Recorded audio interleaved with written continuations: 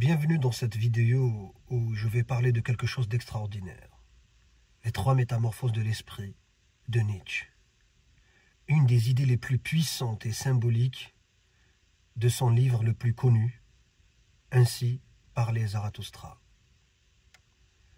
Là, on est dans la philosophie existentielle pure, c'est-à-dire la philosophie de soi, du sens de la vie. Mais aussi dans quelque chose qui nous concerne tous ici et maintenant.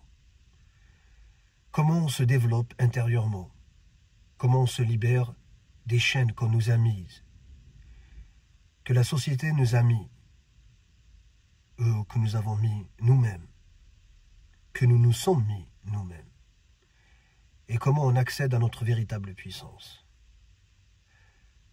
Alors dans ce live, je vais vous expliquer trois choses. D'abord, les métamorphoses, bien sûr. La première, la deuxième, la troisième. Et après, je vais expliquer pourquoi elles sont importantes, surtout aujourd'hui. Vraiment, avec l'état du monde. Et puis, en troisième point, je vais expliquer comment vous pouvez vous en inspirer dans votre propre parcours et utiliser cette philosophie pour votre propre bénéfice. Alors commençons. La première métamorphose, ou état, c'est l'esprit chameau. Oui, chameau. Celui qui porte, le chameau qui s'agenouille, supporte les charges lourdes. Ce que dit Nietzsche, c'est que dans cette phase, l'esprit humain commence par vouloir endurer, supporter, encaisser. Il porte les valeurs qu'on lui impose comme des charges. Le « tu dois », le « il faut », le « sois à ta place », respecte les règles. On voit ça partout autour de nous. On le voit dans, par exemple, la personne qui vit juste pour plaire aux autres, à ses parents, à ses collègues, à ses amis, à sa femme ou à son époux.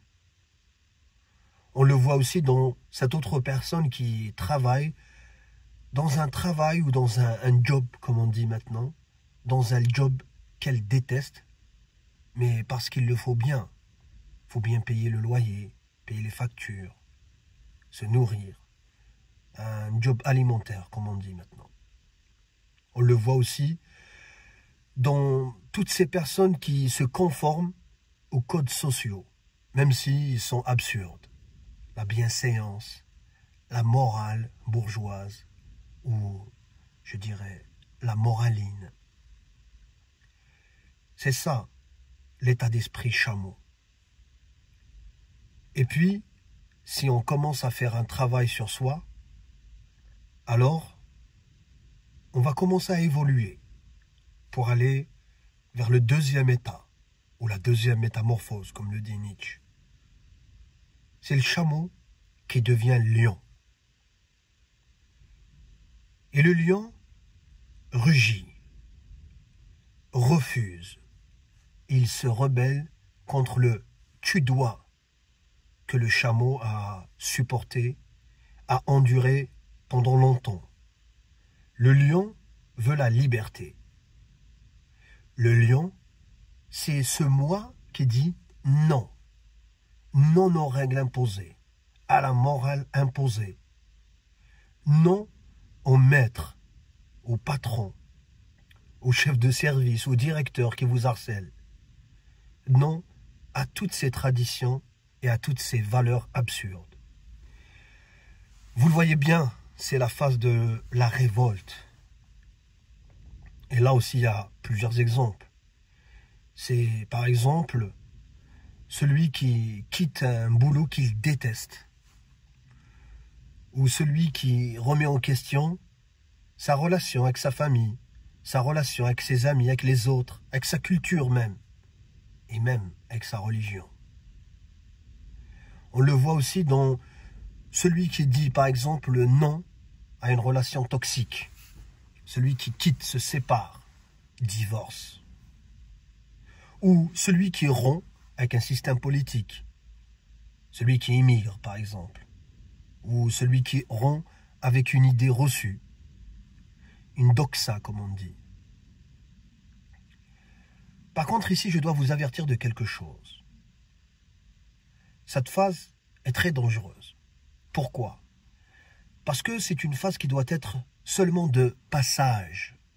Ce n'est pas une phase qui doit être permanente. Sinon, on se retrouve dans l'adolescence éternelle. Donc, le lion, c'est celui qui sait dire non. Mais attention, il ne suffit pas de dire non. Parce que si on réclame la liberté et qu'on ne sait pas quoi faire de cette liberté, alors ce mouvement de libération ne servirait à rien. D'où la nécessité de la troisième métamorphose chez Nietzsche. C'est-à-dire ce lion qui rugit, qui crie fort son refus du système imposé, ce lion devient enfant. Oui, enfant. Car l'enfant est innocence et oubli. L'enfant sait jouer. Et Nietzsche le dit bien, l'enfant est un commencement. C'est celui qui dit oui. Mais un oui, pas comme celui du chameau, le oui qui endure, qui encaisse. Non, c'est le oui créatif, qu'on se dit à soi-même, à cette voix intérieure qui nous arrive d'entendre parfois. Alors l'enfant crée ses propres valeurs. Oui, parce qu'il ne suffit pas de dire non au système imposé et d'en rester là. Mais quand on dit non, quand on se révolte, il faut proposer autre chose. Autre chose vis-à-vis de soi. C'est pour ça que l'enfant est un commencement. L'enfant, c'est celui qui crée ses propres valeurs. Il est dans l'invention, il invente des règles. Il recommence le monde. Ouais. C'est par exemple l'artiste, l'entrepreneur, le penseur, le philosophe, l'écrivain, celui qui reconstruit une vie à partir de ses propres choix. C'est même le boulanger du coin, celui qui se lance dans la boulangerie par exemple, parce qu'il aime ça, parce qu'il en a marre d'être salarié chez Carrefour. C'est cela, la troisième phase, la phase de l'enfant.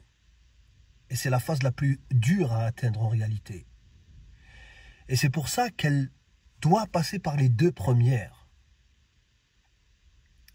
Alors, pour finir, ce que Nietzsche nous dit, ce n'est pas qu'il faut rester éternellement, comme je vous l'ai dit, dans la révolte ou dans l'insoumission, mais qu'il faut que la soumission du chameau, l'acceptation initiale des règles, puis la révolte du lion, débauche sur un état de libération suprême, celui de l'enfance, de l'enfant adulte, de celui qui est complètement libéré de toutes les règles et qui commence à inventer ses propres règles. C'est cela la vraie liberté, qui n'est pas seulement de dire non, mais c'est celle qui nous permet de créer, de bâtir, de jouer, d'oser vivre sa propre vie à sa manière. Alors les amis, si ce passage vous parle, si ce live vous semble bénéfique, abonnez-vous, partagez ce type de vidéo que je commence à faire maintenant et laissez-moi en commentaire vos avis déjà et surtout en ayant pensé bien à ce que je vous ai dit, dites-moi dans quelle métamorphose vous vous sentez maintenant. Vous êtes, à votre avis, à quel état maintenant? Voilà. Merci beaucoup. Au revoir.